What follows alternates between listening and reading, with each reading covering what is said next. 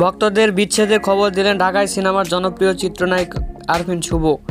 স্ত্রী অর্পিতার সঙ্গে 9.5 বছরের দাম্পত্য জীবনে ইতি টেনেছেন তিনি। বুধবার 31শে জুলাই রাতে এক বিবৃতিতে নিজের সংসার ভাঙার খবর জানিয়েছেন এই নায়ক নিজেই।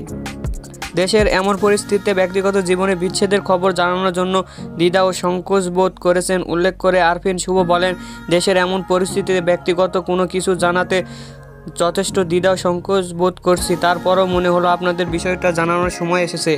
বিবৃতিতে এই নায়ক লেখেন, আমি অত্যন্ত দুঃখের সঙ্গে জানাচ্ছি যে আমি আর অর্পিতা আমরা হয়তো বন্ধু হিসাবে ঠিক আছি, জীবনসঙ্গী হিসাবে নয়।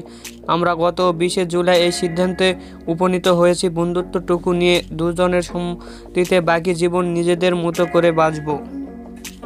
প্রাক্তন স্ত্রীর প্রতি কৃতজ্ঞতা জানিয়ে শুভ লেখেন, অনেক চড়াই এর পর অর্পিতা আমার ও আমার মায়ের জন্য যা করেছে সেটার জন্য তার প্রতি চিরকৃতজ্ঞ ও চিরঋণী।